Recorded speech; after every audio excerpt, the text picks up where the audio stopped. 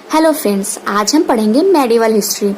तो पढ़ने से पहले हम ये समझते हैं कि जो ये पार्टीशन है एंशिएंट हिस्ट्री और मेडिवल हिस्ट्री और मॉडर्न हिस्ट्री, इसमें क्यों पार्टीशन किया गया है। तो फर्स्टली जो हमारा एंशिएंट हिस्ट्री है, जो हमारा प्राचीन इतिहास है, उसमें हम ये देखेंगे कि जितने भी राजवंश आए हैं, जैसे बौद्ध धर्म हो गया, जैन धर्म हो गया, उसमें भारत क्या था, पूरी तरह से स्वतंत्र था। भारत पे किसी बाहरी शक्ति या तो बाहरी लोगों का किसी तरह से कोई कब्जा नहीं था। हमारा जो भारत है, जो हिंद था, वो स्वतंत्र था। फिर जैसे ही भारत पे प्रथम बार आक्रमण होता है किसी बाहरी लोगों द्वारा, तब हम उसमें गिनने लगते हैं मध्यकालीन से। जैसे ही भारत पे आक्रमण होता है, फिर उसके बाद भारत पूरी तरह से जब बाहरी लोगों के कब्जे में रहता है, जब बाहरी लोग भारत पे शासन करते हैं, तो वो हमारा मध्यकालीन भारत हो गया। मॉडर्न जो हमारा वर्तमान में जो भारत है, मॉडर्न हिस्ट्री जो हमारी है, उसमें क्या है कि जब भारतवासियों ने संघर्ष किया भारत को आजाद कराने के लिए, स्वतंत्र कराने के लिए, तो वो जो हिस्ट्री हम पढ़ते हैं वो पढ़ते हैं मॉडर्न हिस्ट्री में। तो आज हम पढ़ेंगे मेडिवल हिस्ट्री, मतलब भारत पे पहली बार बाहरी लोगों के द्वारा कब आक्रमण किया गया था। तो हम स्टार्ट करते हैं। सबसे पहली बार जो भारत पर आक्रमण हुआ था वो मुस्लिम आक्रमण हुआ था। पहला आक्रमण मोहम्मद बिन कासिम ने किया था। प्रथम मुस्लिम अरबी आक्रमण था। जैसे मुस्लिम दो होते हैं, अरबी होते हैं, तुर्की होते हैं, तो ये प्रथम मुस्लिम अरबी आक्रमण था जो कि 712 ईस्वी में हुआ था। यह आक्रमण हुआ था मोहम्मद बिन कासिम और ब्राह्मण शासक जो कि दाहिर थे, ये सिंध के शासक थे। दाहिर राजा दाहिर थे। मोहम्मद बिन कासिम ने इनको पराजित किया था, जो इनका पहला आक्रमण था। और मोहम्मद बिन कासिम ने क्या किया था, इस आक्रमण में उसने सिंध और मुल्तान को जीत लिया था। फिर हम बात करते हैं कि उसके बाद कौन आक्रमण हुआ था भारत पर। फिर जो द्वितीय आक्रमण हुआ था वो महमूद गजनवी ने किया था। हाँ, इसके पहले हम ये जान लेते हैं कि जो हमारे ये आक्रमण हुए थे ये केवल लूट के लिए हुआ था। ये नहीं था कि हमें शासन करना है भारत पे। इनका जो मेन उद्देश्य था वो था लूटपाट करना। जो महमूद गजनवी ने जब भारत पर आक्रमण किया था, तो इसका हम थोड़ा हिस्टोरी पे जाते हैं। जो प्रथम तुर्की आक्रमण था वो सुबुक्तगिन ने किया था, जो कि महमूद गजनवी के पिता थे। फिर उसके बाद महमूद गजनवी जो था 998 में गजनी की गद्दी पर बैठा।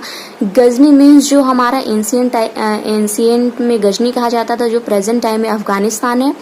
1001 से 1027 ईस्वी तक भारत में महमूद गजनवी ने 17 बार आक्रमण किया था। मतलब इसने कुल आक्रमण कितनी बार किया था, 17 बार किया था। इसका जो मुख्य उद्देश्य था वो था धन को लूटना। 1006 ईस्वी में इसने मुल्तान पर आक्रमण किया था। उस समय जो मुल्तान के शासक थे वो थे दाऊद। 1009 ईस्वी में इसने पेशावर पे आक्रमण किया था। उस समय जो वहाँ के शासक थे वो थे राजा आनंद पाल।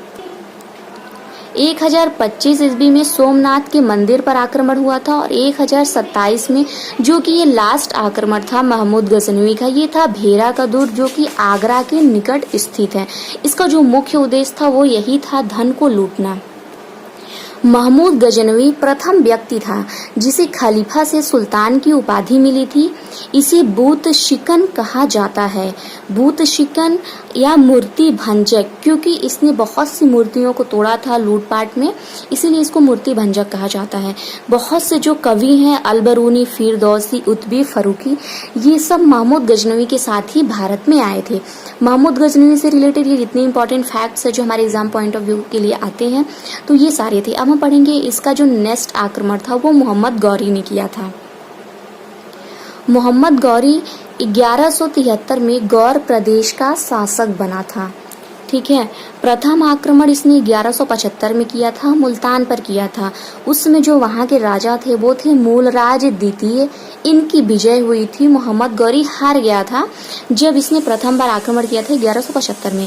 फिर उसके बाद तराइन का प्रथम युद्ध मोहम्मद गौरी ने किया था 1191 में। मोहम्मद गौरी और पृथ्वीराज चौहान के बीच में हुआ था, जिसमें पृथ्वीराज चौहान की जीत हुई थी।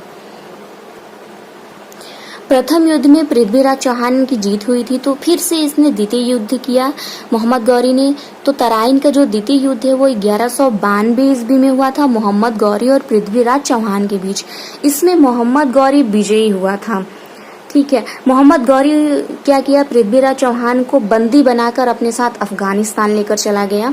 फिर उसके बाद हम आते हैं इसके नेक्स्ट, जो इसका अगला युद्ध था वो था चंदावर का युद्ध, जो कि 1194 में हुआ था।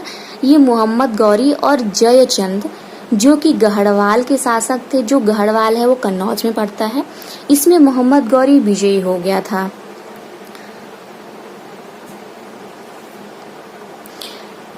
मोहम्मद गौरी का जो एक सेनापति था बख्तियार खिलजी, उसने नालंदा और विक्रमशिला को नष्ट कर दिया था जब उसने पूर्वी तरफ पे आक्रमण किया था। तो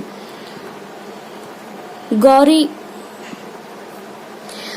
1206 में खोखरों के साथ युद्ध में मारा गया। जो 1206 ईस्वी में जो मोहम्मद गौरी था, खोखरों के साथ युद्ध में वो मारा गया था। तुर्की राज्य का संस्थापक गौरी को माना जाता है। गौरी अपने गुलाम सेनापति ऐबक को दिल्ली और लाहौर का गवर्नर बना दिया। जो कुतुबुद्दीन ऐबक थे, उनको गौरी ने सेनापति बना दिया, जो कि उनका गुलाम था। मोहम्मद गौरी ने उनको खरीदा था, जो कुतुबुद्दीन ऐबक था। अगर आप हिस्ट्री में चाहे तो मोहम्मद गौरी ने उनको पैसे लेकर खरीदे थे अपने गुलाम के तौर पे, और उन्होंने उनको अपना सेनापति बना दिया और भारत में लाहौर और दिल्ली का उन्हें गवर्नर बना दिया। इसके बाद हम ये पढ़ेंगे कि जैसे ही गौरी ने अपने सेनापति ऐबक को दिल्ली और लाहौर का गवर्नर बना दिया, उसी के बाद से हमारा शुरू हो जाता है गुलाम वंश, जो कि दिल्ली सल्तनत पे अब बाहरी लोगों का शासन होने लगा, और जो हमारा भारत था वो पूरी तरह से बाहरी लोगों के शासन में था। तो जो हमारा मध्यकालीन भारत का जो प्रथम वंश है वो है गुलाम वंश, जो कि हम नेक्स्ट चैप्टर में पढ़ेंगे।